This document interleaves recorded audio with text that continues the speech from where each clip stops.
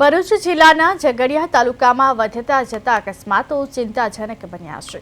અકસ્માતની આ ઘટનામાં રાજપારડી નજીકના સારસા ગામનો યુવક રાજપારડી 4 રસ્તા નજીક હાઈવે પર ટ્રકના પાછળના વ્હીલ નીચે આવી જતા ઘટના સ્થળે મોત થયું।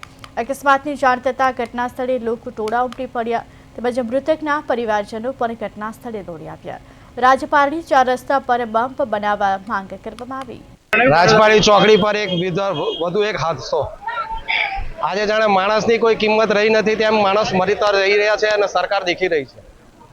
રાજપારડી ચોકડી ઉપર વારંવાર અકસ્માતોની વણઝાર સર્જાય છે। સરકારને જણાવવામાં આવેલ કે બમ્પની જરૂર છે, એક પણ બમ્પ રાજપારડી ચોકડી પર રાખેલો નથી। આટલી મોટી ટ્રકો જઈ રહી છે, માણસની કોઈ કિંમત રહી નથી। થોડા સમય પહેલા અમે કીધું હતું કે રોડ એકદમ ખરાબ હાલતમાં છે, ધૂળ ઉડી રહી છે, તો છતાં આજ દિન સુધી કોઈ એક્શન લેવામાં નથી આવ્યું। આ એક વધુ એક હાદસો, માણસ મરી ગયો છે। ઘણા આવા હાદસા બનેલા છે રાજપારડી ચોકડી પર, પરંતુ કોઈ પણ બમ્પ અત્યાર સુધી લગાવવામાં આવ્યો નથી।